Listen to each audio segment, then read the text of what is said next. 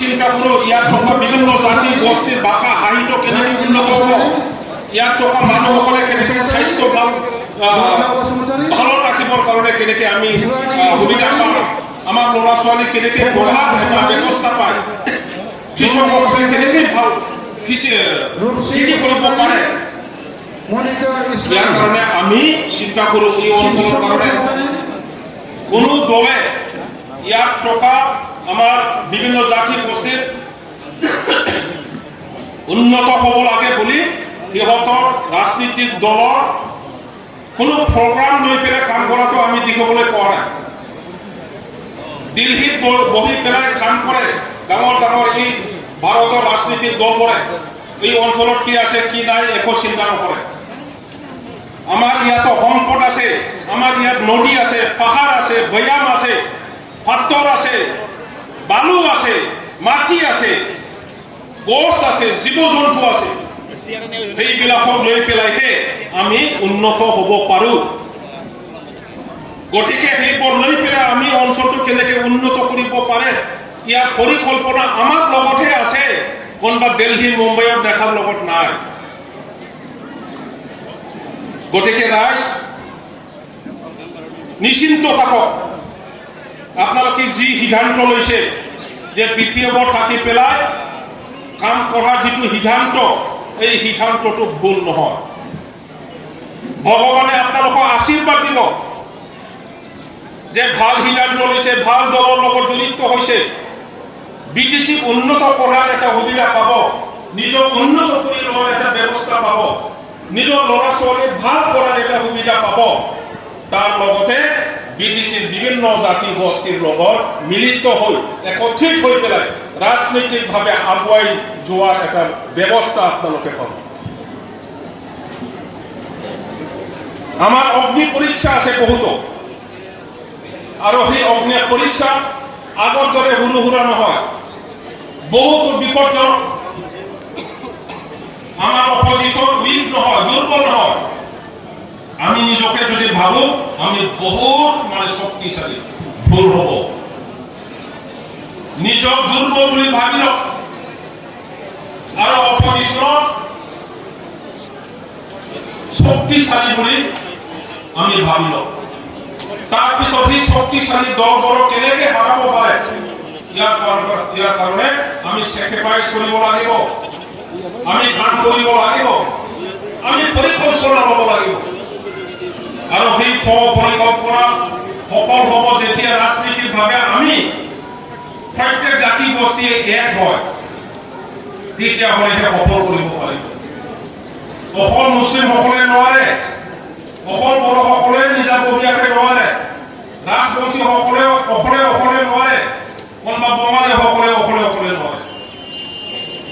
আজি জীয়াই থকাটো, ব্যক্তিগত জীয়াই থকাটো ডাঙৰ নহয়।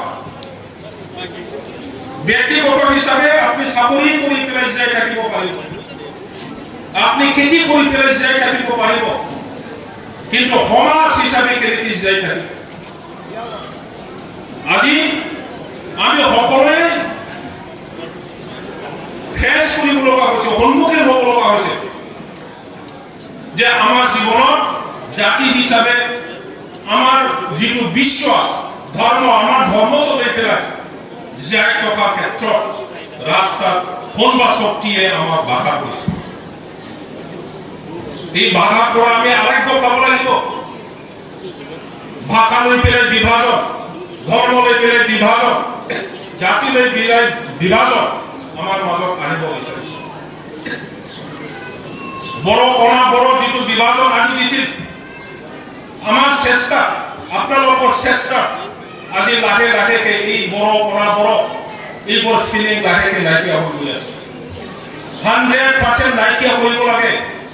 আমি সবে এই বড়োলেণ্ডৰ বাসিন্দা, আৰু মূল কথাবোৰ আমাৰ হাগ্ৰামা মহিলাৰে দিবে ক'ব, আপোনালোকে ভালকে শুনি লওক। গতিকে এই দেশৰ যদি বড়োলেণ্ডৰ যদি আমি বাসিন্দা হয়, আপনি মুসলিম যদি মানুষ হয়, ৰাজবংশেৰ কাৰণে চিন্তা কৰিব লাগিব। কোনোবা যদি গোৰ্খা হয়, নেপালী যদি হয়, আদিবাসীৰ কাৰণে চিন্তা কৰিব লাগিব। কাৰণ প্ৰত্যেক জাতি গোষ্ঠীৰ জাতীয় সমস্যা আছে মুছলিমৰ জাতীয় সমস্যা আদিবাসীসকলৰ জাতীয় সমস্যা ৰাজবংশীসকলৰ জাতীয় সমস্যা বড়োসকলৰ জাতীয় সমস্যা বঙালীসকলৰ জাতীয় সমস্যা সবৰে আছে নিজাববীয়াকৈ সমাধান কৰি ল'ব নোৱাৰে আমি যদি সকলোৱে একত্ৰিত হৈ পেলাই ৰাজনৈতিকভাৱে ৰাজবংশীৰ জাতীয় সমস্যা ট্ৰাইবেল বিচাৰিছে ট্ৰাইবেল দিব লাগে কাউন্সিল বনাইছে একো কাম নাই কাউন্সিলটো ষ্ট্ৰেংথেন কৰিব লাগে শক্তিশালী কৰিব লাগে বুলি যদি আমি নকওঁ ৰাজবংশীৰ এতিয়া যিটো কাউন্সিল সেই কাউন্সিল হিচাপে থাকি যাব ৰাজবংশীসকলৰ যিটো মূল দাবী চৰকাৰে পাহৰি যাব কথা নাপাতিব আদিবাসীসকলৰো তেনেকুৱা কাউন্সিল বনাইছে সেই কাউন্সিলটোৰ নাম মাত্ৰ কাউন্সিল হৈ থাকিব আদিবাসীসকলৰ যিটো মূল দাবী এই মূল দাবীৰ ওপৰত আলোচনা নহ'ব মুছলিমসকলৰ যিটো জাতীয় আজি পৰিচয় লৈ পেলাই জীয়াই থকাটো বিপদজনক হৈছে ৰাজনৈতিকভাৱে যেনেকৈ আপোনালোকৰ ওপৰত আক্ৰমণ জীয়াই থাকিবলৈ হ'লে অকল মুছলিমসকলে চিঙুৰি আন্দোলন কৰিলে কথা ক'লে নহ'ব নাপাব আৰোগ্য নাপাব আমি একত্ৰিত হৈ পেলাই সেইবোৰ কাম কৰি ল'ব পাৰিম গতিকে সুযোগ আহিছে সময় আহিছে ৰাইজ আমি সকলোৱে একগোট হৈ পেলাই বিপিএফ দলক কেনেকৈ শক্তিশালী কৰিব পাৰে যিমান ইলেকশ্যন আহে 24 চনৰ ইলেকশ্যন এমপি ইলেকশ্যন 25 চনৰ কাউন্সিল ইলেকশ্যন 26 চনৰ এমএলএ ইলেকশ্যন গোটেই ইলেকশ্যনত একগোট হৈ পেলাই থিয় দি পেলাই আমি নাংগলত বিপিএফ দলক ভোট দি পেলাই জয়যুক্ত কৰিব লাগে হাগ্ৰামা মহিলাৰী দেৱৰ নেতৃত্বত আকৌ বিটিচি এটা শক্তিশালী সমাজ সভ্য সমাজ জ্ঞানী সমাজ আমি বনাব লাগিব গঢ়ি তুলিব লাগিব আৰু তেনেকৈ নিজৰ এলেকা উন্নয়নৰ চিন্তা আমি কৰিব লাগিব নিজৰ ল'ৰা ছোৱালীৰ শিক্ষাৰ পৰা আৰম্ভ কৰি উন্নয়নৰ কথা তেখেতসকলৰ ভৱিষ্যত আমি নিৰ্ণয় কৰিব লাগিব এইখিনি কোনো আপোনালোক সকলোৱে এই ৰদত কষ্ট কৰি পেলাই বিপিএফৰ যোগদান কৰিবৰ কাৰণে আগুৱাই অহাৰ কাৰণে সকলোকে আন্তৰিক অভিনন্দন আৰু প্ৰণাম জনাই মোৰ বক্তব্য সামৰিছোঁ ধন্যবাদ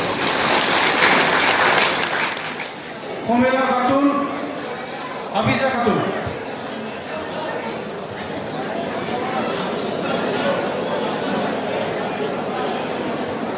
কবিৰুল নেসা